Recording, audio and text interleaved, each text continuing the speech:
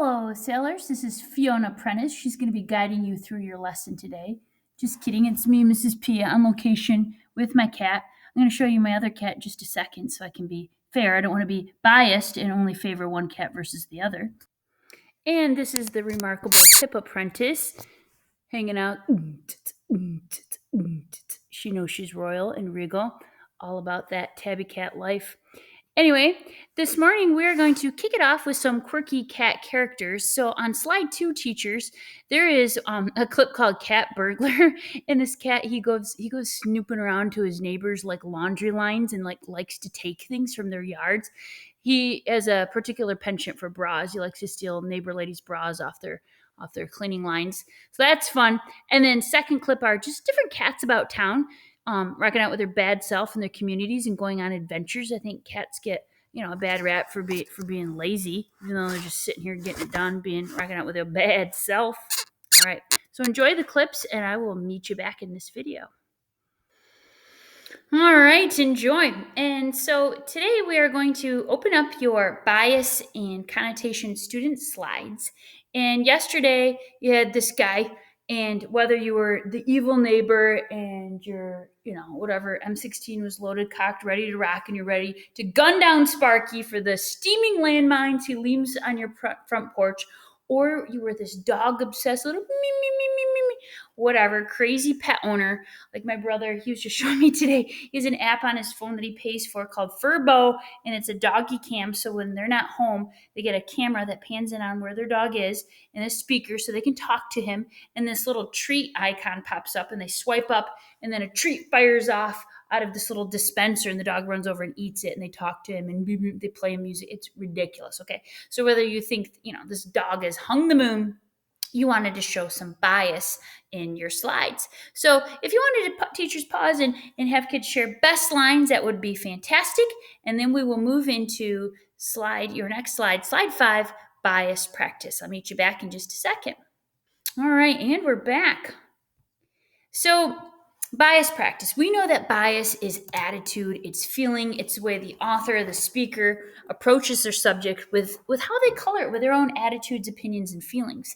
And bias, it creeps in all the time because we don't live in a vacuum without experiencing things and having our lives and opinions colored by things that have shaped us. And so that just happens. And we want you to be able to sniff out what somebody's trying to sell you and be able to read between the lines. And so you can when you read an article or you see a commercial or you're talking to somebody, you're listening to a speech or a podcast, what's the bottom line? What are they getting at? Is this biased or is this clear?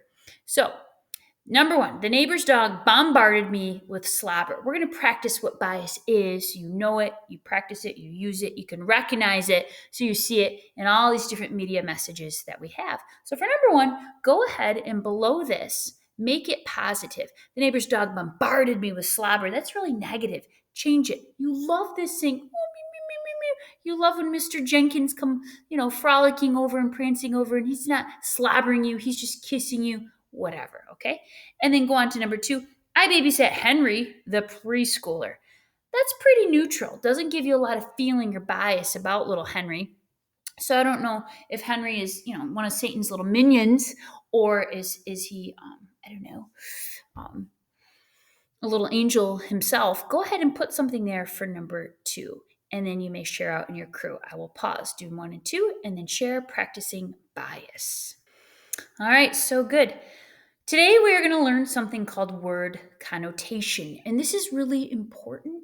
And because words can be used as weapons, but words can also be used as tools to uplift.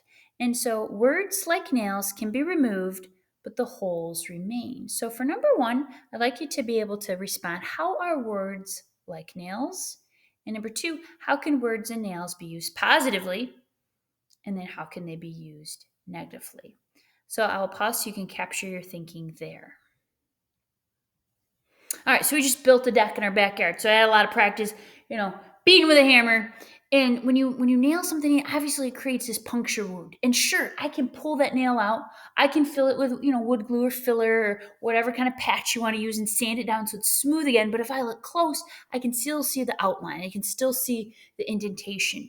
You can when you deliver your words, you talk to somebody. You let a lot of words go all day long through text, through social media, all kinds of posts, through in-person conversations. They're there. You can try to retract them. You can try to say, I'm sorry, or make up for it, or cover it over with a good, kind compliment. But even if that person forgives you, it's not always forgotten. It's still there, right? You've let those words go. They've had an impact, same the way the nail has impacted the wood. And so we have to take care of our words. Word choice is really important. Words can be used positively, like nails can, to build something, to build a structure, to build a person up with kindness, with compliments, with just the way you talk to people and phrase things and your manners and um, your gratitude every day. But then obviously negative with your criticism and different words that you use. And that's why word connotation is so very important. And so I want to just share this poem, Primer Lesson by Carl Sandburg. He's famous. And it says this: look out how you use proud words. When you let proud words go, not easy to call them back. They wear long boots, hard boots. They walk off proud. They can't hear you calling. Look out how you use proud words. And he wrote that way before there's ever, the life that we lead today with social media, with so many posts and people just letting things go out there. But we let a lot of words fly all day, and it's hard to retract them, right? And so he's personifying words. Words, they go marching off. They make tracks. They go far. They reach a lot of people in a flash. Long boots, hard boots, they walk off proud. They can't hear you calling, oh, I'm sorry. Oh, I didn't mean it that way. Oh, just kidding. Ah, ha, ha, didn't mean it. So you have to be careful. We have to be careful how we use proud words when we put ourselves up, when we tear other people down, when we're sarcastic, which I struggle with, when we're just kidding, that kind of thing. So be careful how we phrase things, because words are really loaded. They're not neutral. Words have positive or negative connotation. So, denotation is the dictionary definition of a word, what it literally means. But connotation is the added meaning. It's how that word feels, positive or negative feeling of a word. So, like, I'm cooking and my kids come in the kitchen. Oh, mom, what's that stank? Right? What's that odor? Right? When they call my cooking, referring to it as stank and odor, I'm a little bit wounded, a little bit offended. But if they came and said, oh, what is that delicious aroma, that heavenly perfume coming from your oven, mom? Wow. Okay. So, perfume, fragrance versus odor and stink. Both mean smell, or scent, which is kind of neutral. One is more positive, one is more negative, right? So my brother, he had a lot of different lady friends, and he was always spending a lot on them. And he preferred to say that he was generous, but we thought he was ridiculously extravagant. Extravagant kind of means over the top, just outrageous, really kind of frivolous and foolish if you're extravagant with something, like too much, right? So next time you get written up because you're after the time, you're not tardy, right? Just say, I was delayed, right? So one is more positive. Both mean delayed, tardy. You're not on time. But one kind of assumes, makes it sound like it's not really your fault. And the other one is just straight up tardy. It's you're a chronic loser because you're tardy, right? Negative versus positive. If you're observing something, you're just harmlessly noticing, right? If you're spying, right? My neighbors, right? Oh no, I'm just observing what you're doing in your backyard versus I'm spying, right? Both means you're looking closely with some intent. Observe is more positive, spy is a little bit more loaded in something you wouldn't want to have happen to you, right? Um, you might say that your grandparents like to, they're cheap. And what is this thing? What is this Dollar General toy that snapped in half? Versus, oh, they just are frugal. They buy inexpensive things. Both mean they're not spending a lot. One is more negative, one is more positive. Okay. So you get a salesman in your house, or somebody going door to door and they're trying to make a sale. They might think they're just assertive, right?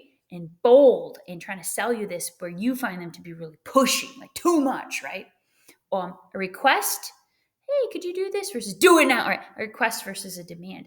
Both mean you're asking for something. You want something and you're vocalizing that.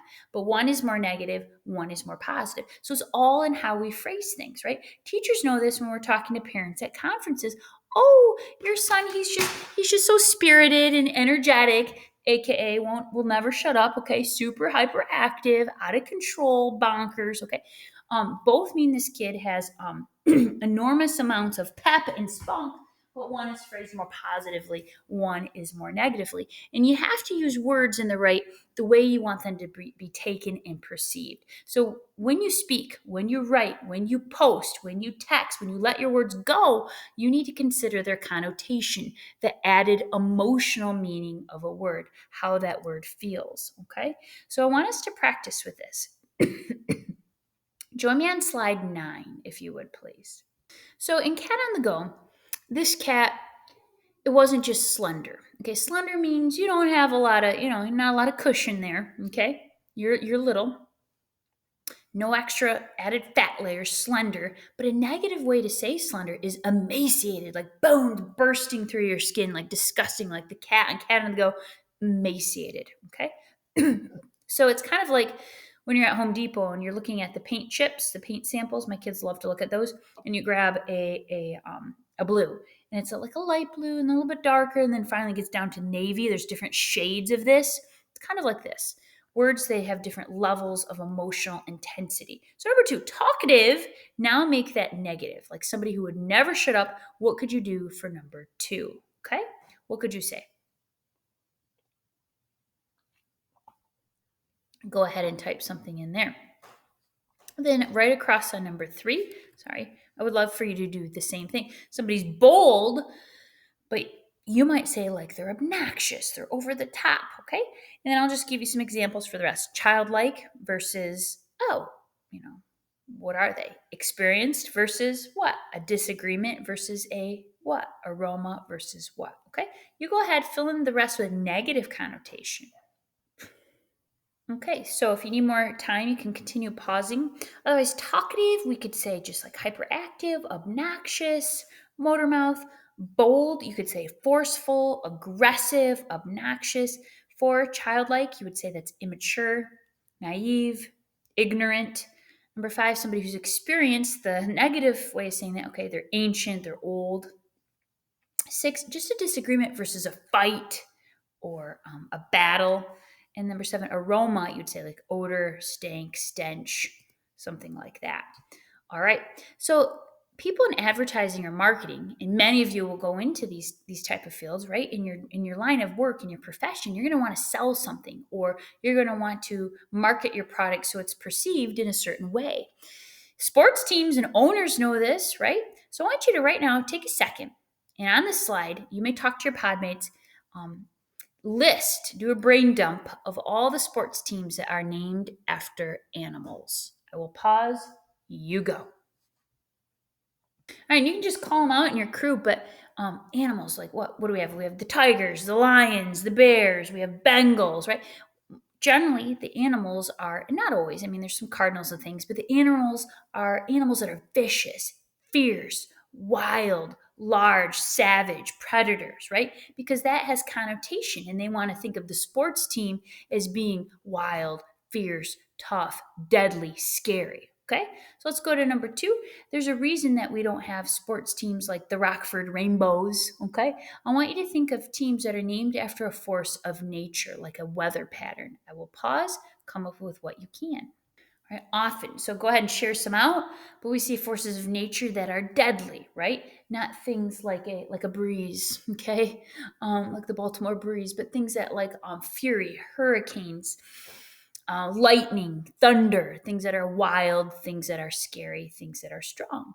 And lastly, warriors. There's a reason we don't hear, teams named after, like the fairies or the princesses. They are warriors. So come up with some things like the Vikings. I mean, we ourselves were the mighty sailors, or the Spartans, or buccaneers, or pirates. Go ahead.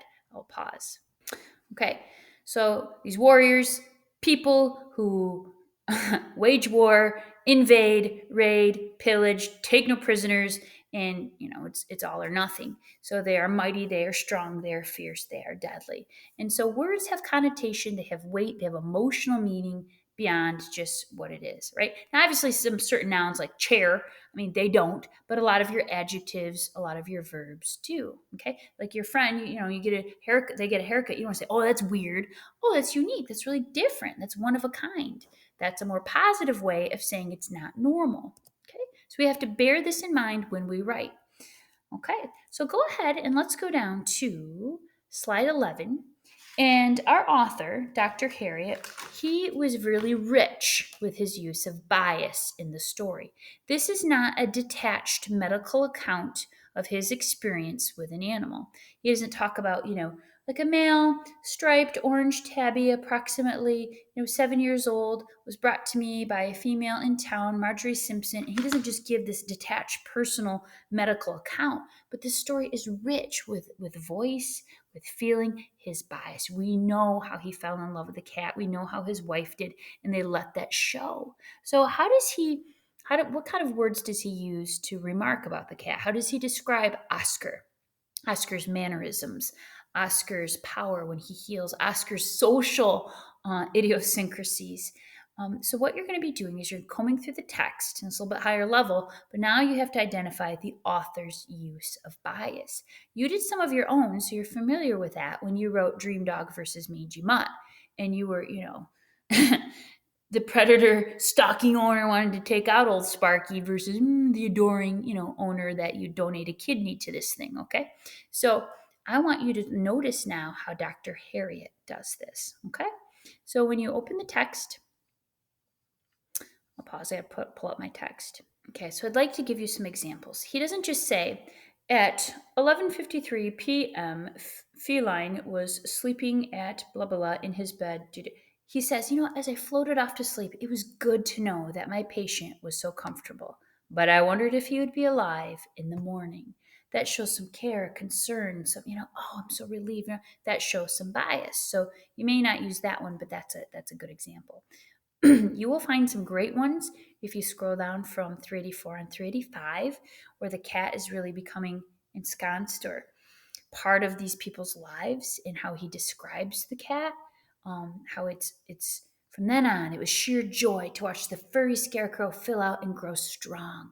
And as he ate, it ate the flesh spread over his bones, the true beauty of his coat, showing a glossy medley of auburn, black, and gold. Okay, so that one's mine. You can't take it, but sheer joy. I mean, that shows a lot of bias and love. Like, yeah, he's rooting for this cat. You know whose team he is on. He calls it a furry little scarecrow, shows some love. He's almost describing him kind of like fatherly, growing strong, and then calling it a glossy medley, the beauty of his coat. He's got some actual bias. He cares, and he's got some feeling here. So as we close our work today, your job is to add those two examples of bias, and then you're able to turn in your student slides of bias and connotation. Okay.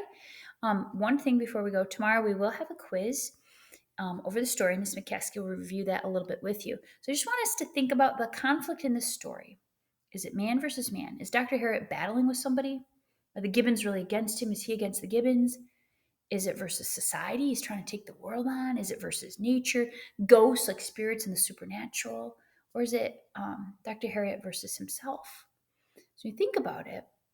When we have to make a sacrifice, when we have to reach deep and find courage, when we have to try to do the right thing, even though it hurts us, right? That's an internal battle. So this one is a man versus himself type of thing. And so many great themes in our piece, like is it better to have loved and lost than to have never loved?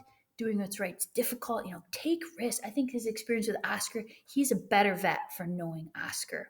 And obviously, sometimes we make sacrifice to benefit the lives of others. All right. So today, thank you for your work with bias, with connotation. I encourage you to take care and consider the connotation of the words you use when you're posting, when you're chatting, when you're talking to others. And go ahead and notice where the author uses that, and then turn in your slides. Thanks for your work with Dr. Harriet, one of our favorite pieces.